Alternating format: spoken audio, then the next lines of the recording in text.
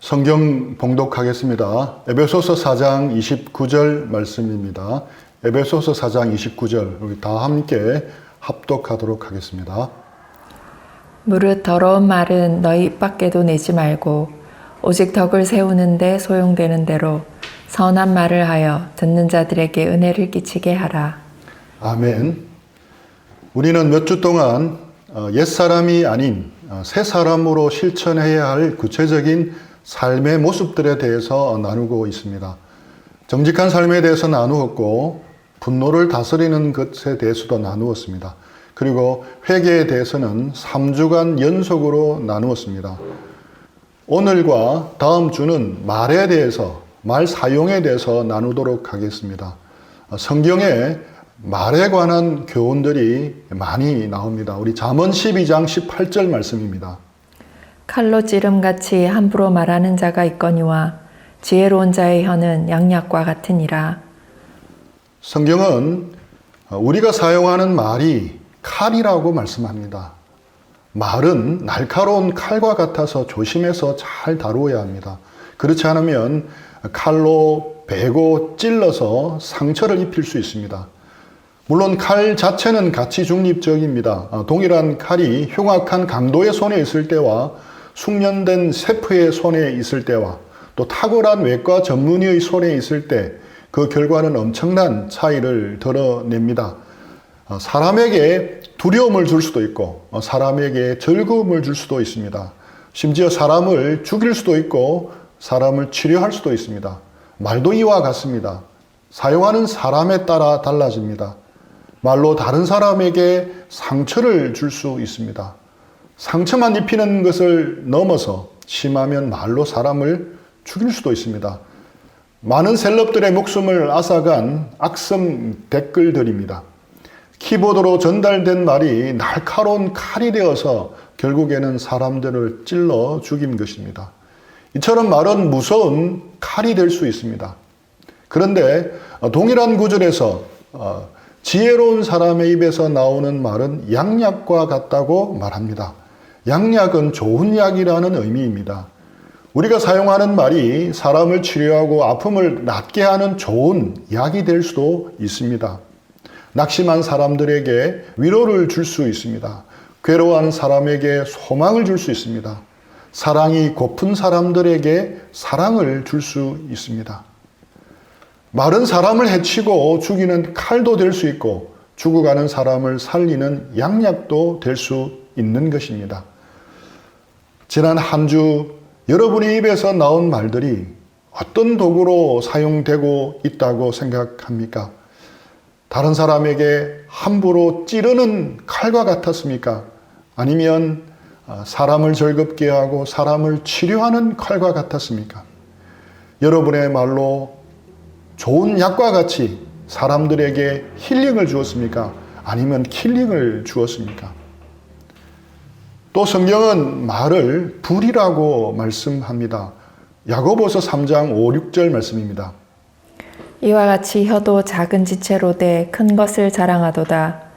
보라, 얼마나 작은 불이 얼마나 많은 나무를 태우는가. 혀는 곧 불이요 불의의 세계라.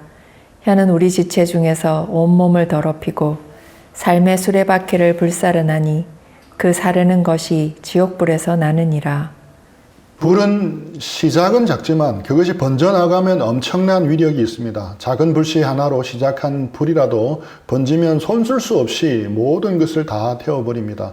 과거 미국의 서부와 호주에서 난 산불은 인공위성으로도 관찰될 정도로 엄청난 위력으로 번져나가서 수많은 것을 삼켜버렸습니다. 불은 불인데 어떤 것을 태우는 불이라고 말씀합니까? 삶의 수레바퀴를 불사르는 불이라고 합니다. 왜 하필 삶의 수레바퀴를 불사른다는 표현을 했겠습니까? 자전거와 자동차를 생각하시면 됩니다. 자전거는 편리한 이동수단이지만 펑크가 난 자전거는 끌고 가거나 매여야 합니다. 도리어 짐이 됩니다. 바퀴가 펑크난 자동차도 마찬가지입니다. 바퀴 하나만 펑크가 나더라도 유용한 교통수단이었던 것이 금세 큰 짐거리가 되어 버립니다. 이처럼 말이 우리의 삶의 수레바퀴를 불살라 버리면 우리의 삶 전체가 큰 짐덩어리가 되어 버립니다. 큰 영향을 끼치는 것입니다. 성경은 그 사르는 것이 지옥불 같다고 말씀합니다. 말 한마디 때문에 가정생활이 어려워지기도 합니다. 신앙생활도 힘들어질 수 있습니다. 교회 공동체가 깨어지는 것도 말 한마디 때문에 시작되는 경우가 많습니다. 심지어 말 한마디 때문에 전쟁까지 일어나기도 합니다. 많은 문제들이 말 때문에 생깁니다. 우리가 쓰는 말에는 이만큼 영향력이 있습니다. 또 성경은 말이 배의 키와 같다고 말씀합니다. 야고보서 3장 4절 말씀입니다. 또 배를 보라. 그렇게 크고 광풍에 밀려가는 것들을 지극히 작은 키로서 사공의 뜻대로 운행하나니. 거대한 배라도 조정하는 키는 정말로 작습니다. 하지만 작은 키 하나가 큰 배를 좌지우지 마음대로 조정할 수 있습니다. 키는 분명 배 전체에 비해서 작은 부분이지만 큰 영향력을 발휘한다는 것입니다. 좀 쉽게 표현하자면 자동차 운전대라고 할 수 있습니다. 우리가 쓰는 말은 자동차의 운전대입니다. 그냥 자동차가 아니라 고속 주행하는 자동차의 운전대입니다. 고속도로를 달릴 때 핸들을 조금만 흔들어도 차 전체가 기우뚱할 만큼 파급력이 큽니다. 핸들을 잡지 않은 손은 마음대로 움직여도 아무런 문제가 되지 않지만 핸들을 잡은 손의 경우에는 미세한 움직임에도 아주 큰 파급 효과를 가져옵니다. 엄청난 사고가 나기도 하고 작은 움직임에도 달리는 방향이 달라집니다. 그래서 손으로 핸들을 잡고 운전할 때는 집중해야 합니다. 마찬가지입니다. 우리가 입을 열어서 말을 할 때도 조심해야 하고 집중해야 합니다. 신중해야 합니다. 정리해보면 말은 칼이다. 말은 불이다. 말은 키이며 운전대라고 할 수 있습니다. 이처럼 성경은 입이 우리 몸의 작은 부분이지만 그곳에서 나오는 말이 끼치는 영향력과 파급 효과는 엄청난 것이라고 거듭 경고해 주고 있습니다. 말 사용의 중요성에 대해서 지나칠 정도로 강조하고 있습니다. 그리스도 안에서 새로운 삶과 새로운 공동체에 대해서 말씀하고 있는 에베소서에서도 당연히 말에 대한 교훈이 많습니다. 버려야 할 말들에 대해서 많이 나옵니다. 에베소서 4장 25절에 거짓말을 버려야 합니다. 26절에는 분노의 말을 삼가야 한다고 말씀합니다. 오늘 본문 29절에서는 더러운 말을 입 밖에도 내지 말라고 말씀합니다. 31절에서는 모든 악독과 노함과 분냄과 떠드는 것과 비방하는 것 모두를 버리라고 하는데 그건 역시 말에 대한 것입니다. 우리 5장 3, 4절에는 음란한 말들, 누추하고 어리석은 말들, 희롱의 말들을 삼가야 한다고 말씀합니다. 그리고 도리어 감사하는 말을 해야 한다고 말씀합니다. 5장 6절에는 헛된 말에 속지 않도록 하라고 말씀합니다. 그만큼 말은 영향력이 크기 때문에 새 사람을 입은 우리가 새로운 공동체인 교회 공동체 안에서 새 사람답게 살아가는 데서 많은 비중을 차지하고 있는 것입니다. 오늘 본문이 주는 말씀을 묵상해 보면서 우리의 언어 습관을 바꾸려면 제일 먼저 무엇을 바꾸어야 하겠는지 생각해 보았습니다. 먼저는 우리의 삶의 주의를 바꾸어야 합니다. 운전대를 잡고 있는 운전자가 바뀌어야 한다는 것입니다. 다르게 말하면 우리의 삶의 우선순위가 바뀌어야 한다는 것입니다. 얼핏 생각하면 말에 대해서 생각하면서 주인이 바뀌고 우선순위가 바뀌어야 한다는 것이 생뚱맞다고 느껴질 수도 있습니다. 그런데 오늘 말씀에서 우리의 언어 사용에 대해서 그 최종 목표가 무엇이라고 말씀하고 있습니까? 듣는 자들에게 은혜를 끼치게 하라. 듣는 자들, 다른 사람에게 은혜를 끼치게 하는 것이 최종 목표입니다. 즉 우리의 언어 사용의 궁극적인 목적은 나의 유익이 아닙니다. 누구를 위함입니까? 듣는 사람입니다. 내가 아닌 상대방입니다. 내가 아니라 내 말을 듣는 사람입니다. 내 말의 사용 목적은 내가 아니라 다른 사람이어야 한다는 것입니다. 말의 힘이라는 이 영상 한 클립만 잠시 보고 이어가겠습니다. 방에 카메라를 설치하고 잠시 후 사람들의 대화를 지켜보겠습니다.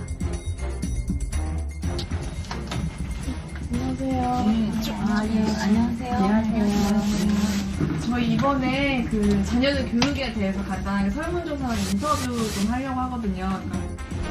사실 진짜 피실험자는 30대 주부 단 한 명. 나머지는 모두 실험을 위해 연기 연습까지 마친 상태입니다. 저는 둘이거든요. 딸 하나, 아들 하나. 이거랑 거의 비슷해요. 그래요? 중학교 2학년, 초등학교 3학년. 어머, 저랑 비슷하네? 네. 인터뷰 내용도 모르니까 우리는. 인터뷰인데요. 네. 사춘기 애들, 뭐 그리고 유학, 조기 유학, 또 뭐더라, 뭐 애들 교육, 교육 어떻게 계시죠? 말씀 잘하신다. 말씀 아니, 잘하셔. 저 세계 인터뷰를 기다리는 동안 비슷한 연배의 아이를 둔 주부들이어서 그런지 금세 자연스러운 대화가 오가는데요. 적당한 칭찬과 맞장구에 표정이 아주 밝아 보이죠? 요즘에 외국이야. 여보세요?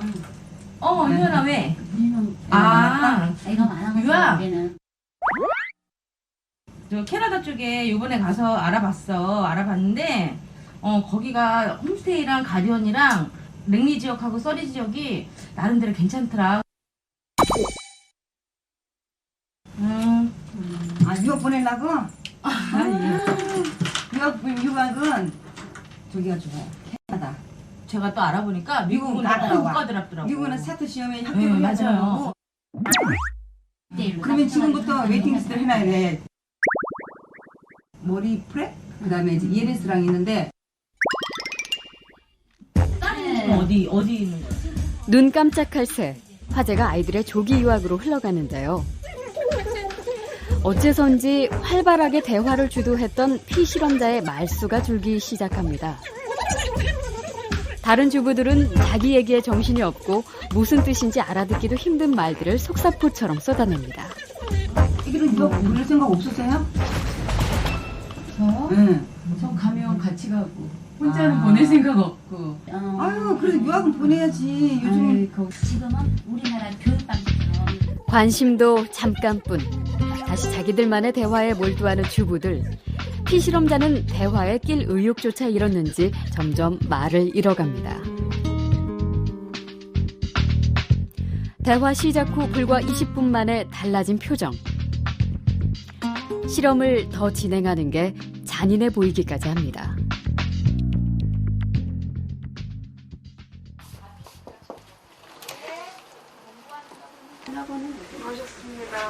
벌써 끝났어요? 어머니 지금 무슨 상황인지 아시겠어요? 몰래카메라 상황인가요? 처음에 들어오셨을 때 네. 굉장히 웃고 밝고 표정이 좋으셨거든요. 예. 근데 점점 표정이 안 좋아지는 거? 이런 상황이 조금 더 계속됐다면 어땠을까요? 아니, 그러니까 일어선다니까요. 왜 나를 여기 데려왔나요? 이렇게 제가 아마 다시 물어봤을 것 같아요. 이 실험은 20, 30대 성인 남녀 8명을 대상으로 진행됐는데요.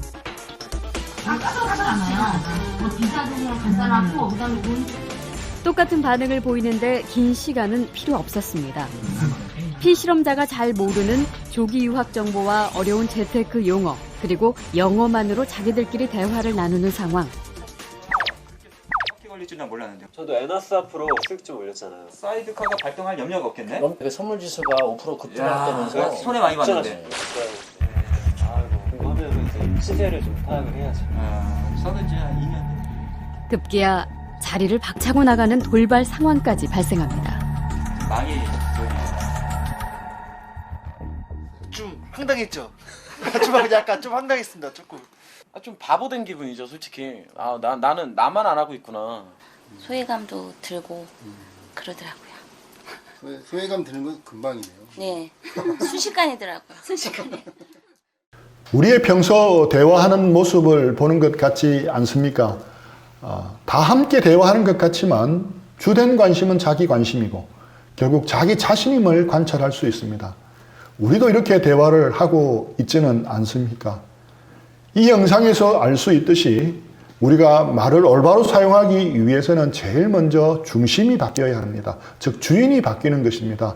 우선순위가 바뀌는 겁니다. 내 중심에서 주님 중심으로, 다른 사람 중심으로 바뀌는 것이 선행되어야 합니다. 이렇게 말하기는 쉽지만 실제로 이렇게 살아내는 것은 결코 만만치 않습니다. 특히 오늘날과 같이 자기중심적인 가치관이 팽배한 시대에는 더더욱 쉽지 않은 이야기입니다. 목회자이자 신학자로 은퇴한 유호준 교수님은 교회에게 하고픈 말이라는 책에서 이 땅의 교회를 돌아보면서 꼭 해결해야 할 과제로 자기중심적 신앙 풍조를 꼽았습니다. 지금 시대는 철저하게 미 제너레이션입니다. I, my, me, mine. 모든 것이 내가 중심이 되는 미 제너레이션입니다. 철저하게 자기 중심적 사고방식에 빠져 있습니다. 요즘 사람들은 태양이 지구를 중심으로 돈다고 믿었던 중세 사람들을 닮았습니다. 세상이 언제나 나를 중심으로 돌아가기를 원하고 있는 것처럼 느껴집니다. 요즘 젊은이들 사이에 잠재되어 있는 분노는 바로 세상이 내 중심으로 되는 것이 없다는 것에 대한 절망과 좌절에서 오는 것이 크다고 할 수 있습니다. 우리 신앙인들도 결코 크게 다르지 않습니다. 자기 중심적인 크리스찬, 자기에 몰입한 크리스찬들이 참 많습니다. 디모데후서 3장에 보면 지금 우리의 시대 정신이 자기애, 자기 사랑이라고 말씀합니다. 디모데후서 3장 1, 2절 말씀입니다. 너는 이것을 알라. 말세에 고통하는 때가 이르러 사람들이 자기를 사랑하며 돈을 사랑하며 자랑하며 교만하며 비방하며 부모를 거역하며 감사하지 아니하며 거룩하지 아니하며 너는 이것을 알라. 말세에 고통하는 때가 이르러. 말세는 마지막 때 지금을 말합니다. 지금의 때를 성경은 고통하는 때라고 말합니다. 마지막 때 나타나는 두드러진 세 가지 사랑이 무엇입니까? 자기 사랑, 돈 사랑, 쾌락 사랑입니다. 그런데 가만히 보면 그 뿌리는 모두 자기 사랑입니다. 자기 사랑에서 돈 사랑이 나옵니다. 자기 사랑에서 쾌락 사랑이 나옵니다. 이런 시대를 성경은 고통하는 시대라고 말합니다. 여기에서 고통하는으로 번역된 헬라어는 끔찍한 무서운 공포로 가득한 사나운 등으로 번역될 수 있습니다. 즉 고통하는 때라는 의미는 끔찍하고 무서운 때, 공포로 가득한 때, 사나운 때라고 할 수 있습니다. 이 고통하는에 쓰인 단어는 신약 성경에 딱 2번 나오는데 여기 말고 다른 곳에 한 번 더 나옵니다. 다른 한 곳은 마태복음 8장 28절 말씀입니다.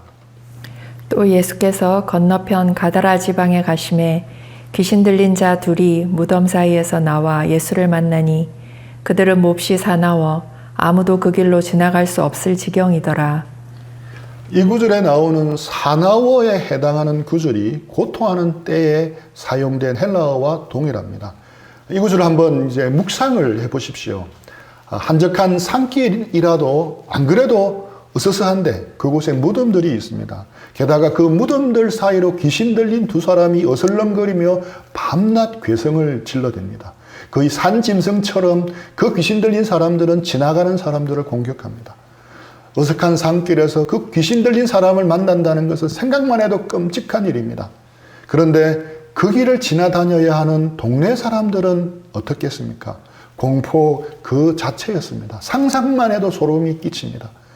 이것을 염두에 두고 디모데후서 3장에서 말씀하는 말세에 고통하는 때라는 의미를 생각하면 이 표현이 더 실감이 갈 것입니다.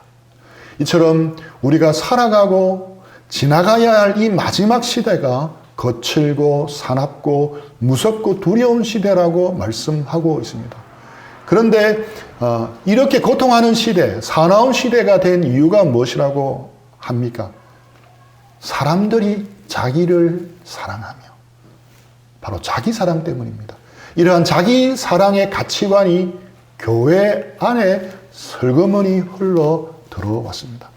우리는 인류 역사상 가장 자기 중심적 문화 안에 살고 있는 것 같습니다. 자아, 성취, 자기 만족, 자기 발전은 지금 시대 사람들이 추구하는 중요한 목표가 되었습니다. 그래서 자주 이런 질문들을 던집니다. 내가 어떻게 하면 행복하게 살 수 있을까? 내가 어떻게 하면 만족한 삶을 살 수 있을까입니다. 이러한 자기중심적 문화는 자연스럽게 자기중심적 신앙을 만들어냅니다. 그래서 요즘 사람들은 신앙에 있어서도 철저하게 자기중심적 경향을 보이고 있다는 말입니다. 우리는 하나님께 영광을 돌리는 것보다 자기가 잘 되는 것에 더 관심을 가지기 쉽습니다. 우리는 그리스도를 위해 헌신하고 드리고 희생하는 것보다 그리스도로부터 받는 축복에 더 관심이 많을 때가 많습니다. 교회를 섬기고 복음을 위해서 희생하고 헌신한다는 것이 최고의 가치였는데 어느새 교회가 우리에게 주는 유익과 복지에 관심이 더 많을 때가 있습니다. 온통 I, my, me, mine, 자기 자신입니다. 자기 자신을 채우는 데만 관심이 가 있습니다. 자신과 자신의 가족이 행복하게 사는데 온통 마음이 다 가 있습니다. 신앙은 그것을 얻기 위한 도구가 되어가고 있는 것이 지금의 현실입니다. 철저하게 뼛속까지 나입니다. 요즘 사람들은 더 이상 과거 이스라엘처럼 바알과 아세라와 같은 흉측한 모습의 우상을 만들어서 섬기고 절하지는 않습니다. 그럼 우상 숭배의 문제는 구약 시대에만 적용되는 문제이겠습니까? 우상 숭배는 오늘을 사는 우리와는 별 관계없는 일이겠습니까? 결코 그렇지 않습니다. 모든 우상 중에서 가장 강력한 우상이 무엇이겠습니까? 바로 나 자신입니다. 바로 자기 자신이라는 우상입니다. 그래서 과거 이스라엘에게 선지자들이 부단히 우상숭배에서 돌이키라고 말씀했듯이 예수님도 우리들에게 우상숭배에서 돌이키라고 말씀하신 것입니다. 단 표현을 바꾸어서 말씀하고 계십니다. 그것이 무엇이겠습니까? 누가복음 9장 23절 말씀입니다. 또 무리에게 이르시되 아무든지 나를 따라오려거든 자기를 부인하고 날마다 제 십자가를 지고 나를 따를 것이니라. 바로 자기 부인입니다. 예수님은 거듭해서 자기를 부인하고 나를 따르라고 말씀합니다. 이는 우리 속에 떡하고 세워져 있는 자기 자신이라는 우상에서 돌이키라는 의미입니다. 이 우상에서 돌이키라고 주님은 우리를 구원해 주셨습니다. 우리 빌립보서 2장 5절로 8절 말씀입니다. 너희 안에 이 마음을 품으라. 곧 그리스도 예수의 마음이니 그는 근본 하나님의 본체시나 하나님과 동등됨을 취할 것으로 여기지 아니하시고 오히려 자기를 비워 종의 형체를 가지사 사람들과 같이 되셨고 사람의 모양으로 나타나사 자기를 낮추시고 죽기까지 복종하셨으니 곧 십자가에 죽으심이라.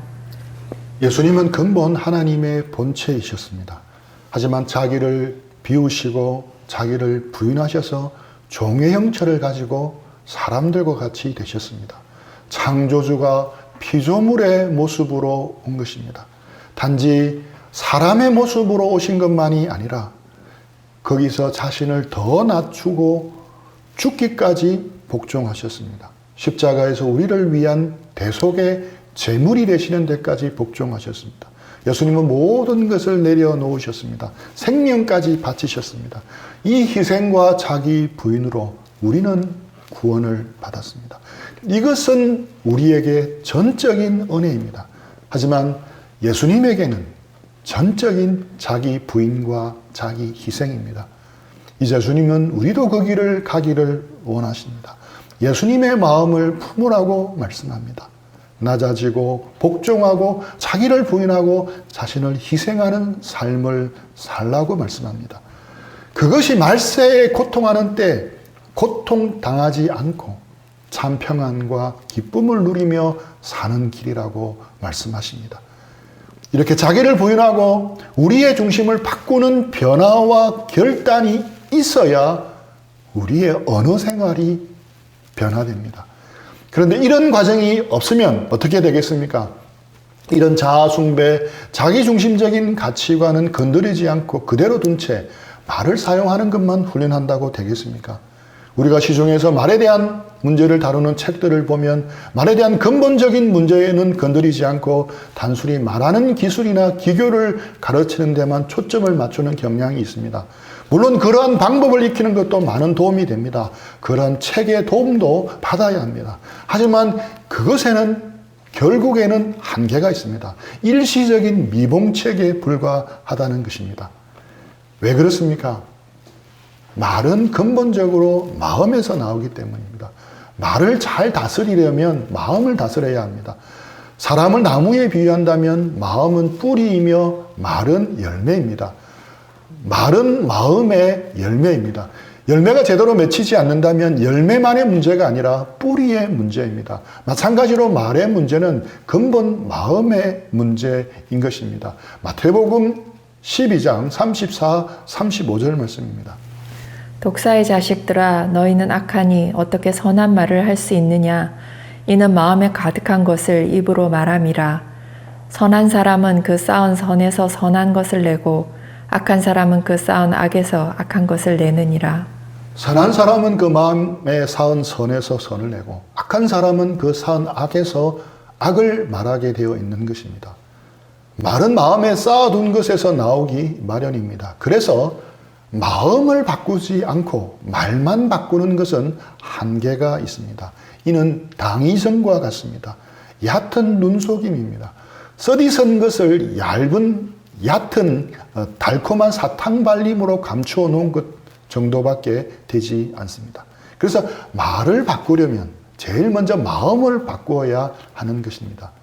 이러한 시대 속에서 성경은 말씀합니다. 우선순위를 바로 해야 한다는 것입니다. 우리가 추구해야 할 우선순위는 바로 조의입니다. 들어보신 적이 있을 겁니다. Jesus first, 예수님 첫 번째로, others second, 다른 사람을 그 다음에, yourself third, 나 자신은 세 번째, 마지막으로. 앞자만 따면 joy, 조이가 됩니다. 즉 기쁨이 이렇게 살면 기쁨이 온다는 겁니다. 말세에 고통하는 시대에 살고 있지만 우리가 기쁨과 행복을 누리려면 우리는 조의의 삶을 살아야 하는 것입니다. 그럴 때 기쁨의 삶을 누리는 것입니다. 예수님을 가장 소중히 여기며 가장 먼저 구해야 합니다. 예수님이 원하시고 기뻐하시는 것을 가장 먼저 구해야 하는 것입니다. 그 다음에 나 자신이 아니라 다른 사람입니다. 자신의 유익보다는 다른 사람의 유익을 앞세워야 합니다. 내 행복, 내 감정보다는 나의 배우자, 부모님, 가족들, 다른 친구나 동료들의 감정과 행복을 먼저 생각해야 합니다. 세 번째가 자기 자신입니다. 이것은 예수님 안에서 새 사람이 된 우리가 추구해야 할 분명한 우선순위입니다. 우리가 붙들어야 할 가치관입니다. 우리가 조의의 삶을 붙잡을 때 내 감정과 내 기분에 함몰되지 않고 다른 사람들을 배려할 수 있게 됩니다. 바르고 옳은 말이라도 다 말하지 않게 됩니다. 하고 싶은 말이라도 다 말하지 않게 됩니다. 다음에 내가 무슨 말을 할까 생각하기보다 상대방의 말에 경청하게 됩니다. 공감하려고 애쓰게 됩니다. 다른 사람들에게 은혜를 끼치기 위해 말을 할 수도 있고 말을 마음에만 간직해야 하는 경우도 있습니다. 우리가 하는 말을 제대로 하고 있는지 아닌지 기준이 내가 아닙니다. 내가 지혜롭게 만족스럽게 말했는지가 내 말을 평가하는 기준이 아닙니다. 내가 아닌 다른 사람입니다. 내가 들으라고 내가 인정받았는가, 내 마음이 기쁘고 즐거운가, 이런 것들이 더 이상 기준이 되어서는 안 됩니다. 내가 상대방의 덕을 세워 주었는가, 상대방의 유익을 구했는가, 복음의 은혜를 끼치는 말을 했는가. 이제는 이것이 우리의 말의 기준이 되어야 합니다. 여기서 우리는 이런 생각이 들 수 있습니다. 그러면 우리는 다른 사람들을 위한 감정 노동자처럼 살아야 한다는 말입니까? 예, 맞습니다. 예수님 믿어 새 사람이 되었다면 우리는 주님과 다른 사람을 위해서 감정 노동자처럼 살아야 합니다. 상대방에게 덕을 세우고 은혜를 끼치게 할 수 있다면 감정 노동을 해야 한다는 것입니다. 그런데 콜센터에서 감정 노동을 하시는 분들과는 다른 면이 있습니다. 그들은 많은 경우에 일방적으로 당하기만 합니다.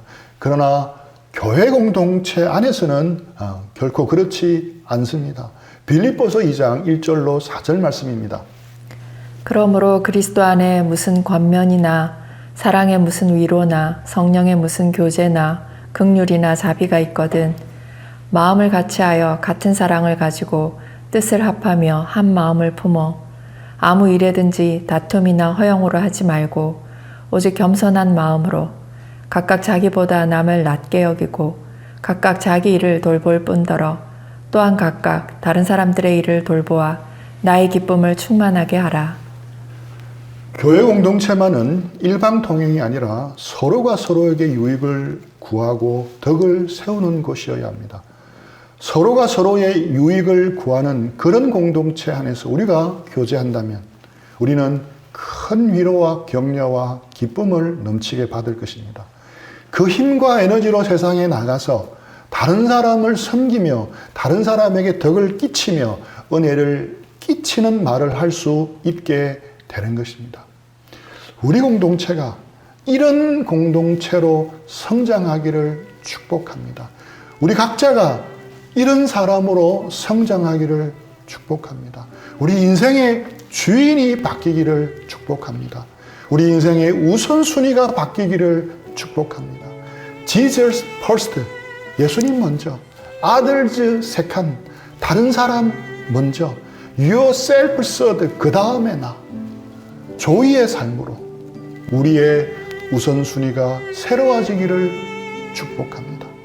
자신의 언어 사용에 있어서 주님께서 가르쳐 주시는 것을 마음에 새기시기를 축복합니다.